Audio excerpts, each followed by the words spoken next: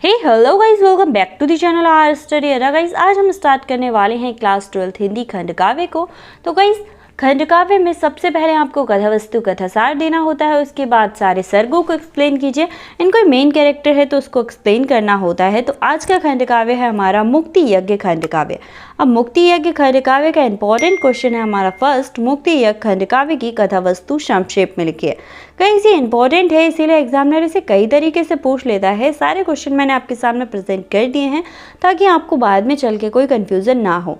कभी कभी एग्जामिनर पूछता है कि मुक्ति यज्ञ खंड काव्य के आधार पर कथासार अपने शब्दों में लिखिए, या फिर मुक्ति यज्ञ में गांधी युग के स्वर्ण इतिहास का काव्यात्मक आलेख है, प्रस्तुत कथन के आधार पर मुक्ति यज्ञ की कथा वस्तु की व्याख्या कीजिए। नेक्स्ट हो सकता है मुक्ति यज्ञ खंड काव्य के आधार पर भारतीय स्वतंत्रता संग्राम की विशिष्ट घटनाओं का वर्णन कीजिए। नेक्स्ट है मुक्ति यज्ञ की देशभक्ति की भावना की विवेचना कीजिए। नेक्स्ट मुक्ति यज्ञ सन 1921 से लेकर सन 1947 तक के स्वतंत्रता संग्राम की कहानी, इस पर उक्त प्रकाश डालिए। ठीक है, अब मुक्ति यज्ञ खंड काव्य के कथनांक का संक्षिप्त परिचय दीजिए। अगर ये सभी क्वेश्चन में से कोई भी क्वेश्चन आपसे पूछ लिया जाता है तो कोई कंफ्यूजन मत रखना गाइस, आंसर सबका सेम ही होने वाला है। आंसर में क्या लिखना है, मुक्ति यज्ञ खंड काव्य सुमित्रा नंदन पंत द्वारा विचरित लोकतान्य महाकाव्य का एक अंश है। क्या है? एक छोटा सा अंश है। इस अंश में भारत की स्वतंत्रता आंदोलन की गाथा है। मुक्ति यज्ञ की कथा वस्तु संक्षेप में निम्नलिखित प्रकार से बताई गई है या निम्नवत बताई गई है। गांधी जी साबरमती आश्रम में अंग्रेजों के नमक कानून तोड़ने के लिए 24 दिन की यात्रा पूरी करके डांडी गांव पहुंचे थे और सागर तट पर नमक बनाकर उन्होंने नमक कानून को तोड़ दिया था।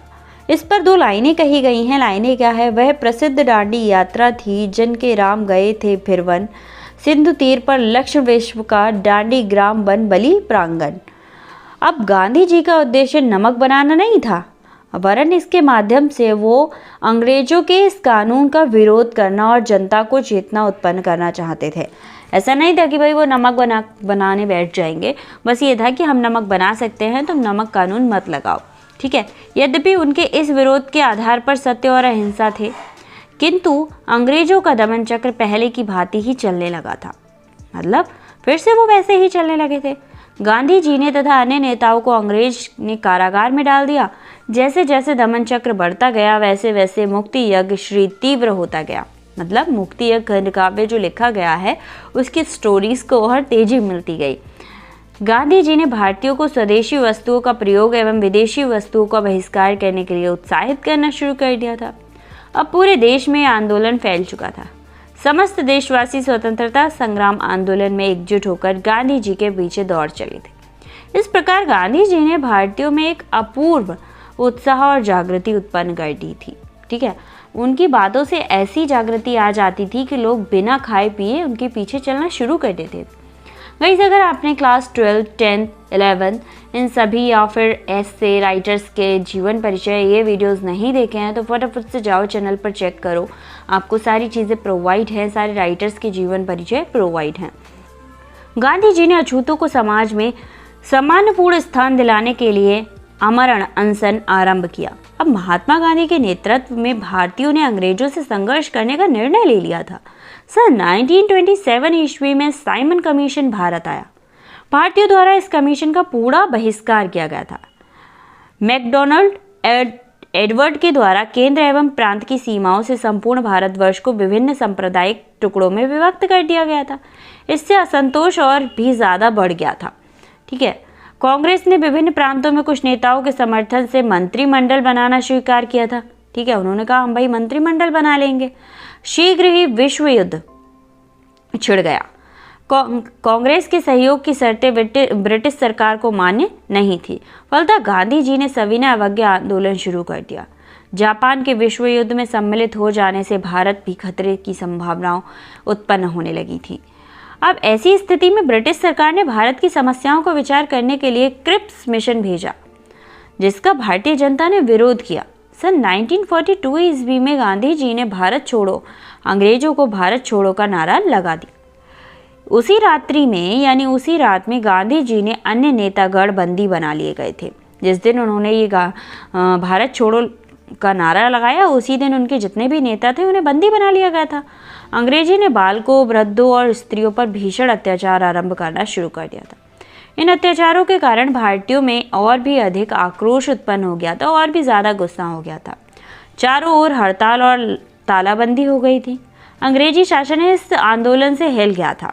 ठीक है, गांधी जी ने जो आंदोलन कराया था उसके तहत क्या हुआ कि जितने भी कर्मचारी थे वो क्या थे, हिंदुस्तानी थे।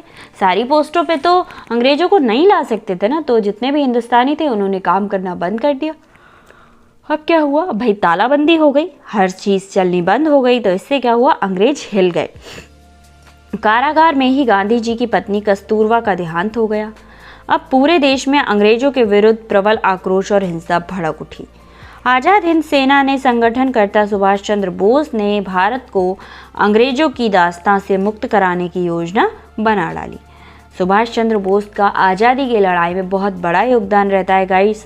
1945 ईस्वी में सारे बंदी बनाए गए नेता छोड़ दिए गए। इससे जनता में उत्साह की लहर पुनः उमड़ने लगी थी। इस समय सुभाष चंद्र बोस का वायुयान दुर्घटना में क्या हुआ, निधन हो गया था। अब वायुयान दुर्घटना में निधन हो गया इतने बड़े वीर का, तो देश को झटका तो लगना ही था।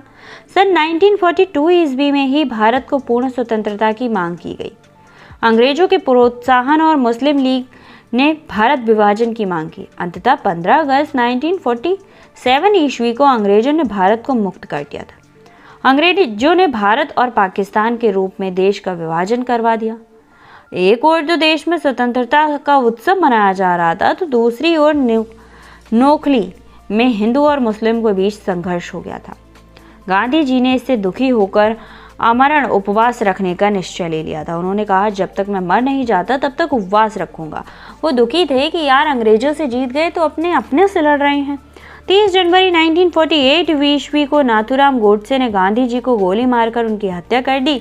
इस दुखद घटना के पश्चात कवि द्वारा भारत की एकता की कामना के साथ काव्य का अंत हो जाता है, मतलब लास्ट हो जाता है।